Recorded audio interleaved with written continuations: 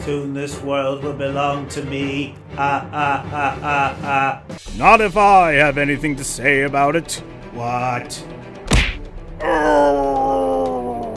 Impossible. But no matter, you still cannot defeat me. We'll see about that. Yeah! Ja, ja, ja, ja, ja, ja, ja.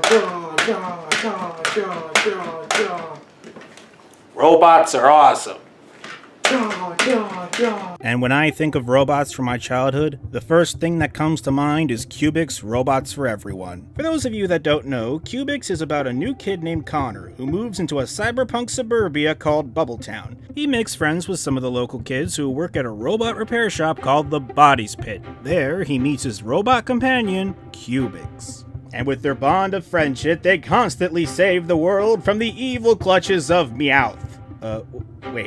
I mean Dr. K, an evil genius who wants to take over the town with his own army of evil robots. Looking back, the show is obviously dated, especially when you compare the quality of CGI back then, but it also raises a few moral questions. For example, the robots in this world have the ability to process emotions. However, it seems that most of them are built for manual labor. This kind of begs the question, do they get paid? What exactly do you pay robots? Do they have lives outside of work? Anyway, video games. Now, whenever I thought about Cubix video games, the only thing that ever came to mind was a mediocre racing game. Until I came across this. Cubix Robots for Everyone Showdown. Okay, this is either going to be a major train wreck or the greatest Cubix game of all time. Let's find out. So the game begins by showing us Connor hanging out with his friends at a pizza shop, before transitioning to Dr. K's lair, where he is about to perform an evil experiment with a large amount of Solex. Solex was a weird form of energy from the TV show that causes robots to become overly emotional, driving them to the point of insanity, therefore leading to mass destruction. It took quite a lot of time to collect it all, but now my greatest experiment yet can finally proceed. However, as you would expect, something goes horribly wrong. My Solex, what have I done? No! What exactly did you do? As far as I can tell, you were just staring at it and then waving your arms around. You didn't even touch it. I am working on my Solex right now! Well, regardless of what happened, all the Solex starts leaking out of the lair like a sparkler on the 4th of July. We then cut to Connor and his friend Abby doing some overdue unpacking when, oh God! Hey, with Cubix's help, we'll have everything done in no time. Oh. You know, I'm starting to wonder who the true robots really are. I mean, look at them. Did they have to make them nod their heads whenever they open their mouths? And on that note, why is Abby cross-eyed? And why do Connor's eyebrows stay in one place whenever he talks? I know the show's CGI was dated, but it wasn't as bad as this. This is on the edge of disturbing. Maybe he's in the garage already. So, with that out of the way, let's continue on with the plot. Our heroes get a video call on Abby's flying rabbit robot Don Don, and it is their boss Helen from the Bodies Pit. She says that one of her robot's diagnostics is missing. So after we finish our chores, we search around town, where we discover that several robots have been infected with Solex. And to make matters worse, once they find diagnostics, Dr. K and his giant robot Colossal comes in and steals diagnostics away from them. What exactly is he planning? Well, knowing Dr. K, it can't be good. So it is up to our heroes to find the infected robots before Dr. K does. Come on, Abby. We got a town full of robots to help. Just like your average turn-based RPG, there are two modes in the game, the Overworld mode and the Battle mode. In the Overworld mode, you play as Connor, or Abby if you picked her, and walk around the map trying to find robots that have been infected by Solex. However, most of the time, the robot is out of reach. So how do you get to this robot? Puzzle solving! Well, of course. How else do you play an RPG? One cannot have a straight path to your destination. You need to power on generators, activate bridges, avoid other robots that walk in patterns, collect collectibles, and don't forget the most important thing, pushing boxes around. So many boxes. Boxes here, boxes there, boxes everywhere. Cubix Showdown, a game about pushing boxes. Fun! Once you get to an infected robot, the battle system begins. First thing you need to do is choose your team of up to 3 robots. You obtain a new robot each time you defeat an infected one. However, in the beginning of the game, you only start out with Cubix. There are 5 classes of robot: power, fire, water, radiation, and electricity. Holding down the R button will show you a chart that tells you which power is stronger than the other. However, is it just me, or does the balance of attack power seem a bit uneven? Anyway, each robot also comes with its own EPU chip, but more on that in a bit. As for now, we get to the fight. First, we choose which one of the 3 robots you want to attack. Then you choose what kind of attack you want. And here is Maximus for more details. An aggressive move will do the most damage, but leave you with no defense if you miss. A standard strike is a balance between offense and defense. A defense tactic will only inflict minor damage, but leaves you with high defense. That voice is both cheesy yet awesome. So how confident are you? Go on, make a choice. You can leave and whine like little baby, or you can be mad and kick things into Maximus Overdrive. After you choose your attack, we are then given this roulette wheel. Here you must make sure the arrow hits the solid color. This will allow you to perform your attack. After this, you will be able to choose another attack, but the solid colors of the wheel will keep getting smaller and smaller. When you miss a color, then the opponent does his attack. Then it'll be the opponent's turn. You will still have to choose an attack, however, your opponent will have control of the wheel. We're taking a pounding! Oh yeah, I forgot. After each attack, you will get some insight from Connor, which I'm sure will not get annoying at all. He hit us! We got their power circuits disabled! A shocking attack! Well, at least there's a skip button. Hang in there. Now it's time to talk about the EPU chips. An EPU chip can be used like an item in an RPG. Certain effects that can be caused by the EPU chips include affecting your opponent's wheel, double your attack power, shield yourself from oncoming attacks, or steal health from opponents. However, if the outcome of the wheel does not allow you to use your EPU chip, then the chip is removed from play anyway. However, there is a bar that fills up anytime you attack, and once it fills up, it grants you a bonus EPU chip! Oh yeah, that's pretty much the battle system. Not much to talk about. I mean, it is a kid's game, so it can't be too complicated. However... Doesn't a battle system that bases its outcome on roulette wheels seem a bit luck-based? I mean, there really isn't much opportunity for strategy, especially when everything rides on whether or not you can hit the button on time. It's like they based this entire battle system on a probability mechanic. Well, enough about that. Let's talk about something a bit more positive.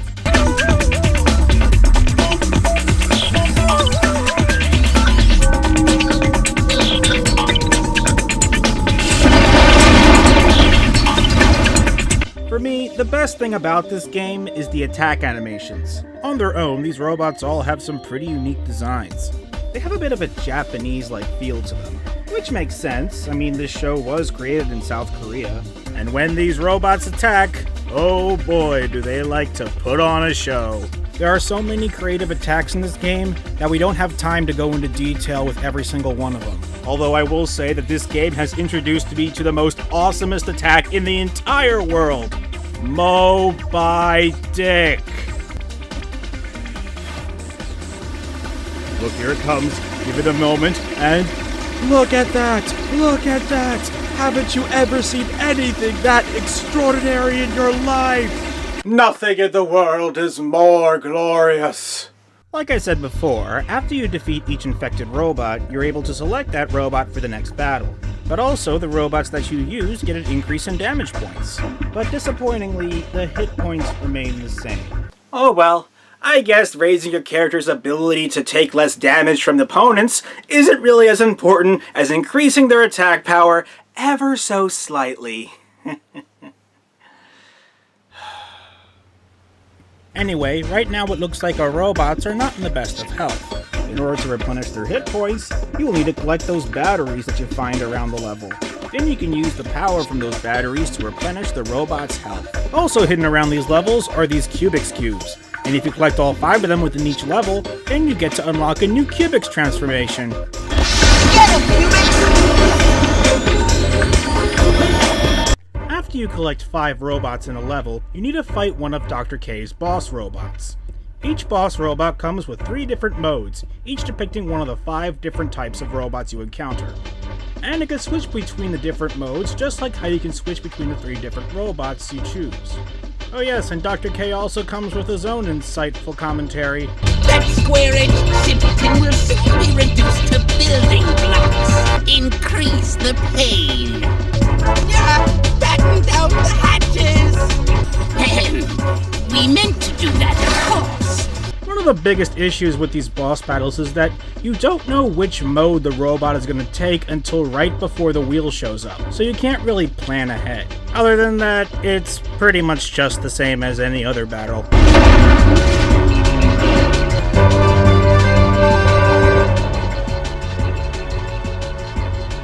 We did it, Cubix! Catastrophe! No! And that's pretty much it. Game is actually not that long, only taking a few hours to beat. So I guess they have to fill the rest of the game with something, like these Mario Party style minigames you can play with your friends, if you have any that still want to play this. Although to be fair, the minigames are actually kind of fun and do take some skill, but most of them are really not that special, just mediocre. Ooh, what's this? Exclusive Bubble Tunes music video inside! That could be interesting! Suddenly, dreams don't feel so out of reach. Suddenly, challenges seem easy. Suddenly, the world's full of possibility. Well, guess there's nothing else to talk about except for the ending of the story mode. If for some reason you don't want any spoilers, then I'll put a time down on the bottom of the video. So right before the final level, Dr. K finally manages to kidnap Cubix. So now we need to go to his lair and fight the final 5 infective robots with only the robots that you collected on your journey. And after all that, we have our final showdown with Dr. K. My masterpiece is complete.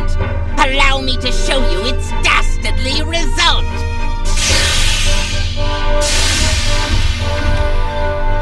Wow. That never happened on the show.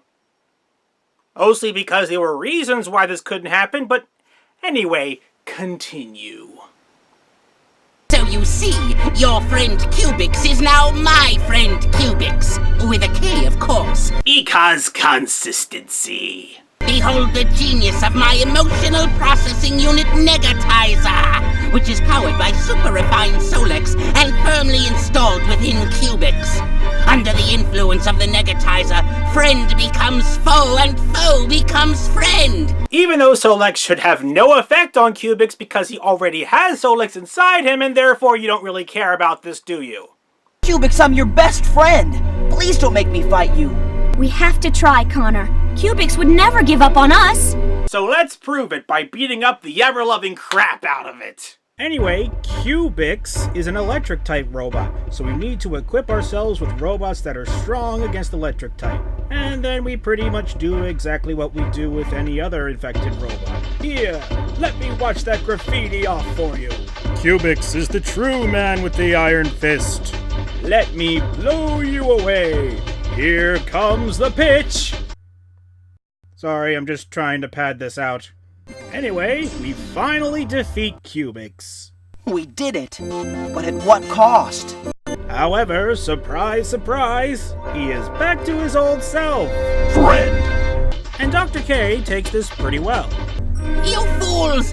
Temerarious dust mites! Insignificant, uncouth spoilers of plans! All those hours of research! My painstaking refinement of Solex!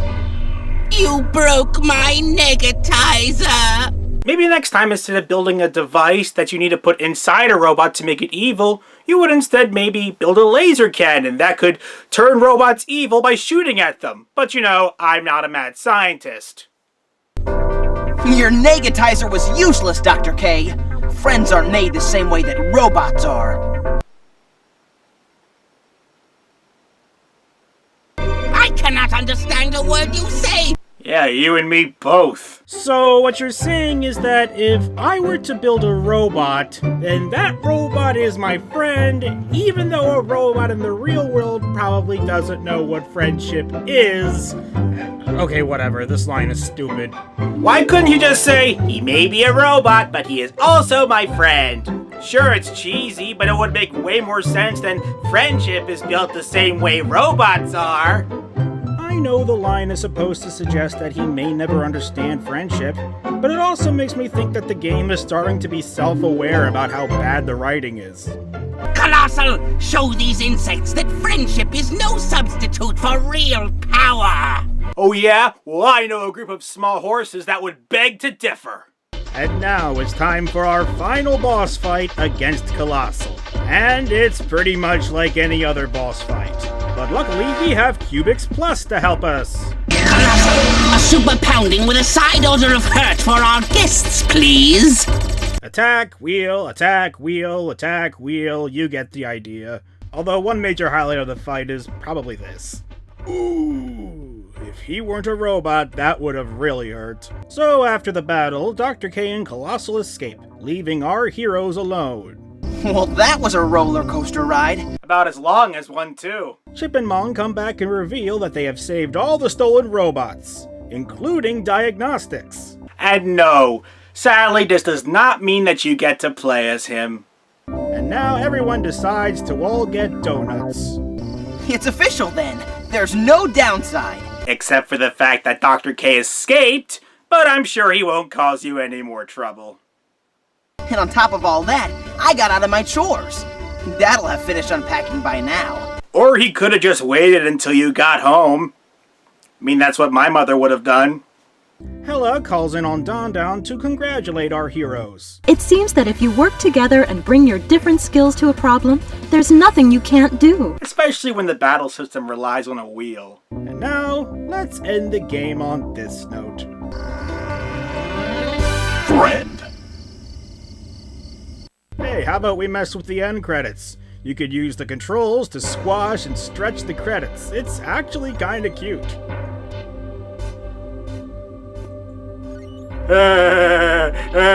Okay, I'm done. Anyway, this game is... I wouldn't go as far as saying that it's absolute garbage. It's just mediocre. The battle system relies too much on luck. The puzzles don't have much variety to them, except for push this box over here, and, that. The only thing that the game has going for it is the Cubix IP, and they do use the source material fairly well. In the end, the game is pretty much for Cubix fans, and since nobody really remembers it, that's not saying much. However, I remember Cubix, and this game gave me that great nostalgic feeling inside. And you know what? That is good enough for me. I'm the Redshirt Reviewer, and thanks for watching.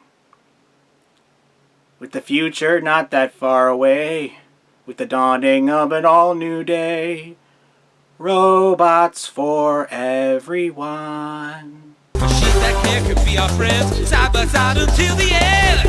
Robots for everyone. They build special powers right inside. Hundreds of models from which to choose with emotion-driven EP. When the world's